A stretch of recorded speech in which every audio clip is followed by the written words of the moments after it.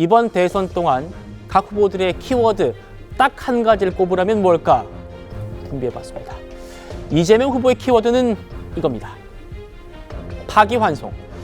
대법원이 이재명 후보의 공직선거법 사건을 유죄 취지로 파기환송하면서 대선 레이스 초반에 아주 큰 화제가 됐었죠.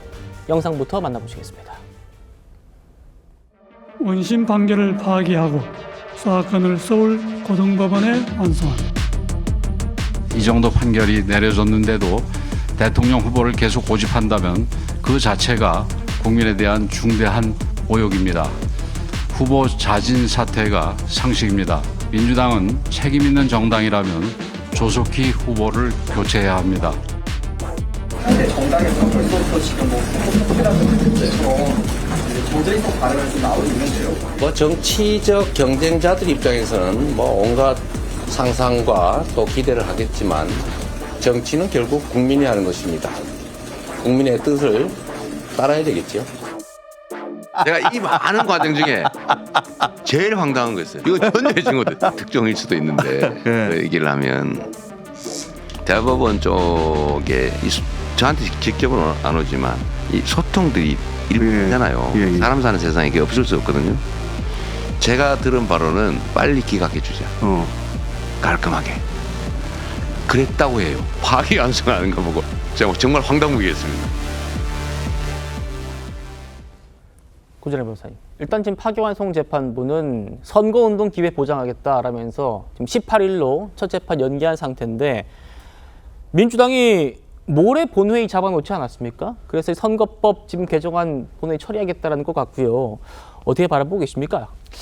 최근에 민주당 쪽 정치인이 판사의 법봉보다 국회의 의사봉이 더 위에 있다, 이런 걸 보여주겠다, 이런 취지의 발언들의 연장선상 아닌가. 결국은 국민 주권주의 얘기하는데 법리와 원칙이 훼손되더라도 그냥 다수의 힘을 얻었을 때 밀어붙이면은 그냥 그것이 법이 된다, 이런 태도거든요. 결국은 모든 것이 이제 원칙이 훼손된 채로 앞으로 굉장히 어려운 시절을 겪어야 되지 않나, 이런 우려가 큽니다. 그리고 이재명 후보가 지금 본인의 입으로 저런 얘기를 했다는 것 자체도 굉장히 놀랍거든요. 저게 지금 다른 정치인들이 내가 정보받았다 이런 차원하고 달라요. 왜냐하면 대법원 쪽에서라는 말이 들어갔기 때문에 저거는 공무상 비밀 누설에 대한 혐의를 의심할 수밖에 없거든요. 저거는 이재명 후보한테 직접 왔는지 간접 왔는지 이게 중요한 게 아니라 대법원 쪽에서 나온 정보라는 언급이 있는 상황에서는 그거는 건너서 누군가가 민주당 쪽에 다른 정치인이 듣고 다시 이재명 후보가 들었더라도 대법원 쪽에서 나왔다라는 얘기, 그 얘기부터는 공무상 비밀 누설죄에 대한 부분이 논란이 될 수밖에 없는데 그거를 아무렇지도 않게 저렇게 얘기하셨다는 점에서 굉장히 놀랐고, 그리고 저 발언 뒤에 또 그게 있더라고요. 기각인 줄 알았다. 저 발언이 지금 있었잖아요. 그래서 기각인 줄 알고 빨리 선거하는 걸 좋다고 생각했다라고 본인 발언이 또 있어요. 그러면은 민주당 쪽에서 파기환송된 이후에 우리는 결론에 대해서 불복하는 게 아니라 빨랐던 걸 문제 삼는다라는 거하고도 또 안 맞게 돼요. 그러면은 본인은 깔끔하게 정리되는 줄 알고 좋아했다 그러는 거잖아요. 그럼 여태까지 민주당에서 문제 삼았던 거는 결국은 결론에 대한 불복 아닌가, 이런 얘기가 다시 또 나올 수밖에 없고, 그거를 또 굳이 본인의 입으로 또 논란을 발생시켰다는 게, 이게 이렇게 해도 국민의 지지가 나한테 있으면 이게 지금 어쩌겠어, 법으로 문제되는 거 바꾸면 그만이지, 이런 이제 오만함이 어느 정도 자리 잡은 게 아닌가. 앞으로의 이 더 큰 권력을 갖게 됐을 때의 모습이 어떨지에 대해서 굉장히 우려하게 되는 그런 또 지적입니다. 예, 지켜보겠습니다. 김문수 후보의 키워드도 이어서 보겠습니다. 단일화, 그렇죠. 한덕수 전 총리와의 단일화도 있었고, 그리고 이준석 후보와의 단일화 문제, 이게 이제 경선과 본선 내내 김문수 후보를 따라다녔습니다. 영상으로 이것도 준비해봤습니다. 후보께서 이제 입당도 안 하시고 출마가 확실하지 않은 분하고 어떻게 또 단일화라고 그러면 저는 이해가 잘 안 가고. 저는 제가 단일화를 하시는 것에 동의를 하시면 후보를 경선으로 뽑아놓고 그게 뭐 하는 일이냐. 정말 죄송스럽게도 제가 당원들의 뜻에 의해서 이렇게 선택이 됐습니다만 국민을 통합하고 훌륭하게 이끌어 나가시는 데는 제가 여러 가지 배우고. 김문수 후보를 중심으로 뭉쳐야 되고 당연히 우리 후보님을 잘 돕도록 하겠습니다. 우리 당이 여러 가지 문제점 때문에 이준석 후보가 밖에 나가 계시는데 같이 하는 것이 맞지 않느냐. 국민의힘 의원 한 4분 정도가 연락을 해오셨던데 전혀 코덱이나 이런 거 하지 않았습니다. 단일화에는 전혀 관심이 없습니다. 그러면 저는 마지막까지도 계속 노력을 하겠습니다. 전체적으로 하나로 뭉치기 위해 가지고 노력을 계속 하고 있는 중입니다. 마지막까지 단일화를 위해서 김문수 후보께서 노력했다라고 생각이 듭니다. 저희는 3자 구도에서도 확실하게 이길 수 있다라고 생각이 듭니다. 자, 이렇게 김문수 후보에게 경선부터 본선까지 따라다니는 게 단일화였습니다. 조 변호사님 어떻게 보셨습니까? 사실 이번에 국민의힘의 그 대선 레이스 기간 중에 선거 전략이라는 것이 이재명 후보에 대한 네거티브 공세 말고는 단일화밖에 없는 것으로 보여져요. 아마 많은 국민들이 지금 앞서 보셨던 영상들 다 기억하실 겁니다. 3차 경선까지 가서 김문수 후보를 최종 후보로 선출을 했음에도 불구하고 후보 강탈 사건이 발생했죠. 한덕수 전 총리를 사실상 후보로 옹립하기 위해서 새벽 3시였나요? 그때 유일하게 다시 한번 후보 등록 신청을 하는 그런 사실상 헌정사상 유례를 찾아볼 수 없는 그런 일이 발생하지 않았겠습니까?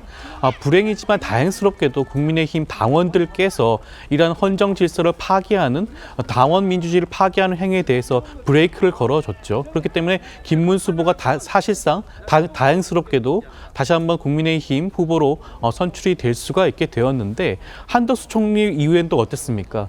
지금 이준석 후보를 향한 구애가 굉장히 적극적이었죠. 지나칠 정도였습니다. 어떻게 보면 이준석 후보는 끝까지 단일화하지 않겠다는 뜻을 밝혔음에도 불구하고 계속해서 이준석 후보에게 단일화를 구애하고 이번 대선에서 그 결과가 좋지 않을 경우에는 보수 진영에서의 그런 책임을 이준석 후보에게 씌울 것 마냥 그러한 여러 가지 공세를 펼쳤죠. 지금 선거일 전날인 어제까지도 김문수 후보의 경우에는 이준석 후보와의 단일화에 대한 그 끈을 놓치지 않았습니다. 예. 이준석 후보에게 투표를 하게 되면 이재명 후보가 당선된다고 하면서 사표까지 얘기를 했어요. 어떻게 보면 김문수 후보를 포함한 국민의힘이 이번 조기 대선을 임하는 과정 자체가 굉장히 전략이 부재한 게 아닌가 생각이 들고요. 적어도 원내 2당 아니겠습니까? 지난 정부에서는 그래도 집권 여당이었습니다. 집권 여당이고 원내 2당이라고 한다면 단일화가 아니라 어떻게 하면 이번 조기 대선 과정에서 국민의 마음을 얻고 실망한 국민 보수 진영을 다독이고 쇄신하고 변화할 수 있는지를 보여줘야 되는데 그러한 모습이 전혀 없었다는 측면에서는 굉장히 실망스러운 선거 전략이 아니었나 생각됩니다. 알겠습니다. 이준석 후보의 키워드는 바로 이겁니다. 젓가락. 3차 TV 토론에서 이른바 젓가락 발언이 가장 화제였죠. 그 모습 다시 만나보시죠. 젓가락을 다 이거는 여성 혐오에 해당합니까? 아닙니까? 우리는 당연히 이제 성적인 학대를 한다든가 이런 부분에 대해서는 누구보다 엄격하게 정하고 있습니다. 이재명 후보님 동의하십니까? 시간을 충분히 주고 질문을 하시면 좋겠어요. 동의하시는지만 답하시면 됩니다. 당사자는 혹독한 수사와 재판을 거쳐 벌금 500만 원형을 선고받았습니다. 법적인 책임을 진 것입니다. 과거 문제를 마치 새로운 일인 것처럼 제가 한 질문 가운데 어디에 혐오가 있습니까? 정말 성범죄자로 지탄받아야 할 사람은 누구입니까? 하지만 저는 굴복하지 않습니다. 김 대변인, 이거 이준석 후보가 사과를 하긴 했어요. 그런데 지금 이 대선 이후에도 이 문제가 이어질 것이 민주당에서 국회의원 제명 추진하겠다고 밝힌 상태 아닙니까? 네, 맞습니다. 일단은 키워드 자체가 저는 조금 의미가 다르다고 생각합니다. 젓가락이라는 표현이 아니라 정확하게 음란 댓글이라고 해주셨으면 좋겠습니다. 키워드가 바뀌어야 된다? 예, 음란 댓글이 맞죠. 이거는 이준석 후보가 직접적으로 얘기한 것이 아니라 이거는 이재명 후보 아드님이 어쨌든 음란 댓글을 단 이 내용을 가지고 검증을 하려던 거잖아요. 근데 그걸 가지고 물론 부적절한 표현에 대해서는 저희도 사과를 분명히 드립니다만 이걸 가지고 국회의원을 제명을 시킨다고요? 도대체 무슨 죄로 제명을 시킬 겁니까?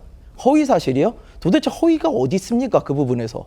저는 이해를 할 수가 없습니다. 아니 지금 민주당에서도 얘기하지 않습니까? 처벌받았던 일이다. 사실이잖아요. 그럼 도대체 어디 허위가 있다는 겁니까? 이거는 허위가 아니라요. 그냥 높으신 분 아드님 건드렸다는 불경죄 혹은 영모죄에 관한 이야기고요. 이런 식의 독재적인 발상을 하는 나라가 어떻게 민주국가라고 할 수 있겠습니까? 저는 그래서 이 제명안을 낸 것 자체가 민주당이 지금 얼마나 위험한 생각을 하고 있는가라는 걸 반증하는 모습이라고 생각합니다.